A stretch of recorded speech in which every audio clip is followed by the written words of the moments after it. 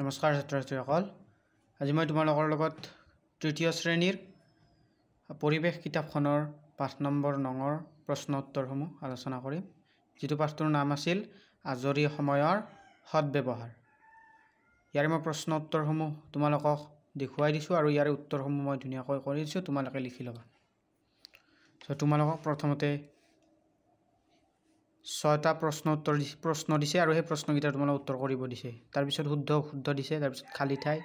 তাৰ পিছত 4 নম্বৰত এটা কোৱেশ্চন দিছে প্ৰশ্ন এটা দিছে 4 নম্বৰৰ আৰু 5 নম্বৰত তোমালোকক এই বিষয়কেইটাৰ ওপৰত দুটা বাক্য লিখিব কৈছে তো মই গটেইখিনি তোমালোকক কৰি দিছো যে প্ৰথম প্ৰশ্নটো আছে কি আজৰি সময়ত তোমালোকে পঢ়া এখন কিতাপৰ নাম তাৰ পিছত 2 নম্বৰটো দিছে তোমালোকক তুমি ভাল পোৱা দুটা খেলৰ নাম তুমি জনা অসমৰ এগৰাকী খেলুৱৈৰ নাম আৰু তেওঁ খেলা খেলবিধৰ নাম তুমি জনা এখন শিশু আলোচনীৰ নাম তুমি খেলা কিছুমান খেলৰ নাম দুবিধ যোগাযোগৰ মাধ্যমৰ নাম তো মই প্ৰথমতে এটা কৰি দিছো প্ৰথম প্ৰশ্নটো আছিল তোমালোকৰ আজৰি সময়ত তোমালোকে পঢ়া এখন কিতাপৰ নাম মই দি দিছো এখন তোমালোকে বেলেগ লিখিলেও হ'ব বুঢ়িয়াৰ সাধু এখন হল সাধু এখন লক্ষ্মীনাথ বেজবৰুৱাই লিখিছিল এখন হল সাধু তাৰ পিছত 6 নম্বৰত আছে তুমি ভাল পোৱা দুটা খেলৰ নাম মই লিখি দিছো ফুটবল আৰু কেৰম তোমালোকে বেলেগও লিখিব পাৰা কাবাডী ভলিবল এনেকুৱাও লিখিব পাৰা দুটা খেলৰ নাম লিখিলে হ'ল তাৰপিছত 9 নম্বৰ তোমালোকক দিছে কি তুমি জনা অসমৰ এগৰাকী খেলুৱৈৰ নাম আৰু তেওঁ খেলা খেলবিধৰ নাম তুমি জনা এজন খেলুৱৈৰ নামও লিখিব দিছে আৰু তেওঁ কি খেল খেলে হেতু দিছে মই জনা অসমৰ এগৰাকী খেলুৱৈৰ নাম হল হিমা দাস আৰু তেওঁ খেলা খেলবিধৰ নাম হল দৌৰ হিমা দাসৰ নাম নিশ্চয় তোমালোকে শুনিছা এটা পিছত 6 নম্বৰত তুমি জনা এখন শিশু আলোচনীৰ নাম আচ্ছা তোমাক এখন শিশু আলোচনীৰ নাম লিখিব দিছে উত্তৰটো হ'ব জনবাই মই এখন লিখি দিছো আৰু বেলেগ আছে 9 নম্বৰত প্ৰশ্ন কৰিছে তোমালোক তুমি খেলা কিছুমান খেলৰ নাম তুমি খেলা বিভিন্ন ধৰণৰ খেলৰ নাম লিখিব দিছে মানে মই খেলা কিছুমান খেলৰ নাম হল কাবাডী লুডু কেৰম আৰু ফুটবল আৰু আছে বিভিন্ন ধৰণৰ মই ইমান লিখি দিয়া নাই তোমালোক এইকেইটা লিখিলে হ'ব তাৰ পিছত প্ৰথম ছত দিছে তোমালোক দুবিধ যোগাযোগৰ মাধ্যমৰ নাম যোগাযোগ মানে আমি এজনে আনজনৰ লগত সম্পৰ্ক এটা স্থাপন কৰাটোকে কি বুলি কোৱা হয় যোগাযোগ বুলি কোৱা হয় সম্পৰ্ক যেটো থাকে হেতু যোগাযোগ আমি এজনে আনজনৰ লগত কেতিয়া কথা পাতিব যেতিয়া আমি লোক পাও বহুত দিনৰ মূৰত বা লোক পালে আমি যোগাযোগ কৰিব কিন্তু আজিকালি বহুত মাধ্যম আছে এনেকুৱা যিবিলাকৰ জৰিয়তে আমি ইজনে আনজনৰ লগত কথা পাতিব পাৰো তাৰে দুটা হল টেলিফোন আৰু এটা হল মোবাইল ফোন আমি আজিৰ যুগত আমাক অতিকৈ প্ৰয়োজনীয় আমি সকলোৱে জানো টেলিফোনৰ কিছু ক্ষেত্ৰত আজিও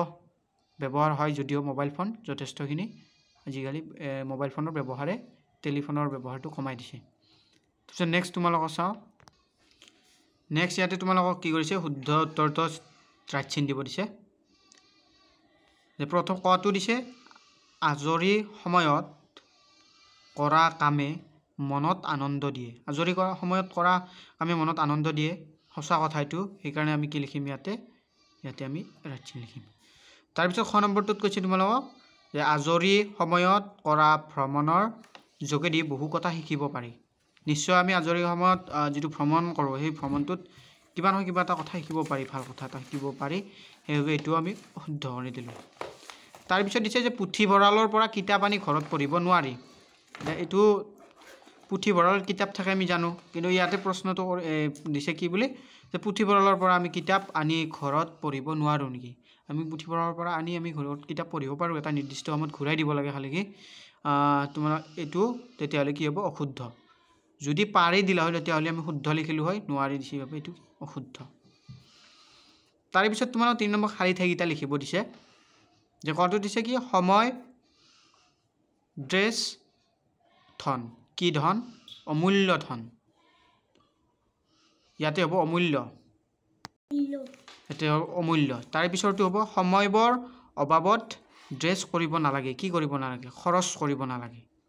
সময়বৰ আমি অভাৱত খৰচ কৰিব নালাগে কামে কামে আমি লগাব লাগে সময়খিনি খৰচ কৰিব নালাগে তাৰে পিছত নেক্সট গ নম্বৰটো দিছে বাতৰি কাকত পঢ়ি বহুত ড্ৰেছ জানিব পাৰি নজনা কথা কি কৰিব পাৰি জানিব পাৰি এতিয়া নজনা কথা হ'ব তাৰে পিছত তোমালোক খ নম্বৰ দিছে নিজৰ ভাগৰ কামখিনি কৰি উঠাৰ পাছত যি সময় পোৱা যায় সেয়াই হ'ল আজৰি সময় সেয়াই কি হ'ব আজৰি সময় আমি ইতিমধ্যে আজৰি সময় বুলি পঢ়ি আছিলোঁ আজৰি সময় কি নিজৰ ভাগৰ কামখিনি কৰি অৰ্থাৎ তোমালোকে কি কাম কৰা পঢ়া কামটো তোমালোকৰ স্কুলত যোৱা বা স্কুলৰ পৰা আহি কিবা অলপ কৰি দিয়া আমাক সহায় কৰি দিয়া তাৰে পিছত যিখিনি সময় থাকে সেইখিনি সময় কি বুলি কোৱা হয় আজৰি সময় বুলি কোৱা হয় আজৰি সময়ত তোমালোকে কোনোবাই খেলা তাৰপিছত কোনোবাই টোপনি মৰা তাৰপিছত কোনোবাই বিভিন্ন ধৰণৰ কাম কৰা আৰু সেইখিনিকে কোৱা হয় আজৰি সময় বুলি তাৰপিছত নেক্সট তোমালোকৰ যিটো 4 নম্বৰত প্ৰশ্ন কৰিছে কি বোলে বাতৰি কাকত আলোচনী আদি পঢ়িলে কি লাভ হয় লিখা বাতৰি কাকত আলোচনী আদি পঢ়িব লাগে হয় কিন্তু পঢ়িলে কি লাভ হয় সেই বিষয়ে তোমালোকক লিখিব দিছে মই দুটা লিখি দিছোঁ তোমালোকক বাতৰি কাকত আলোচনী আদি পঢ়িলে বহুত নজনা কথা জানিব পাৰি আৰু দেশ বিদেশৰ খবৰ ল'ব পাৰি তাৰপিছত নেক্সট কুৱেশ্যনটো দিছে তোমালোক এবাৰ 5 নম্বৰ তোমালোকক কৈছে কি দলত আলোচনা কৰি তলত দিয়া বিষয়কেইটাক লৈ দুটাকৈ বাক্য লিখা ইয়াৰে তাৰ প্ৰথমটো দিছে খেল ধেমালি দ্বিতীয়টো দিছে কটো দিছে খেল ধেমালি খটো দিছে বাতৰি কাকত আৰু গটো দিছে ৰেডিঅ' ঘটো দিছে মোবাইল ফোন এইকেইটাৰ ওপৰত দুটাকৈ বাক্য লিখিব দিছে মই এইকেইটাও তোমালোকক লিখি দিছোঁ তোমালোকে জাষ্ট গোটেইকেইটা ধুনীয়াকৈ লিখি ল'বা প্ৰথমটো আছে তোমালোক খেল ধেমালি দুটাকৈ বাক্য লিখিব দিছে যিহেতুকে প্ৰতিটোৰে খেল ধেমালিৰ প্ৰথমটো হ'ব খেল ধেমালি কৰিলে মনত আনন্দ পোৱা যায় দ্বিতীয়টো হ'ব খেল ধেমালি কৰিলে লগৰীয়াৰ মাজত মিলাপ্ৰীতি বাঢ়ে খ নম্বৰটোত বাতৰি কাকত আছিল 1 নম্বৰত হ'ব বাতৰি কাকত পঢ়িলে বহুত নজনা কথা জানিব পাৰি দ্বিতীয় বাক্যটো হ'ব আজৰি সময়ত বাতৰি কাকত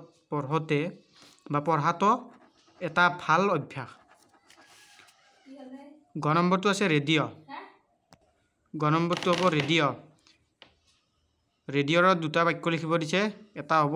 1 নম্বৰৰ বাক্যটো ৰেডিঅ' হৈছে এক প্ৰকাৰৰ যোগাযোগ মাধ্যম 2 নম্বৰটো হ'ব ৰেডিঅ'ত গান অৰ্থাৎ গীত বাতৰি আদি শুনিব পাৰি খ নম্বৰটোত মোবাইল ফোন 1 নম্বৰতে মোবাইল ফোনৰ জৰিয়তে ইজনে সিজনৰ লগত সহজে যোগাযোগ কৰিব পাৰি 2 নম্বৰতে মোবাইল ফোনৰ জৰিয়তে বিভিন্ন দেশৰ বতৰা দেখিব পৰা যায় অৰ্থাৎ যিবিলাক তোমালোকে আজিকালি নিউজ ফেচবুকত হওক বা ইউটিউবত হওক বিভিন্ন প্লেটফৰ্মত তোমালোকে কি কৰা বিভিন্ন দেশৰ বাতৰিসমূহ চাব পাৰা তো এইখিনি আছিল আজিৰ ভিডিঅ'টো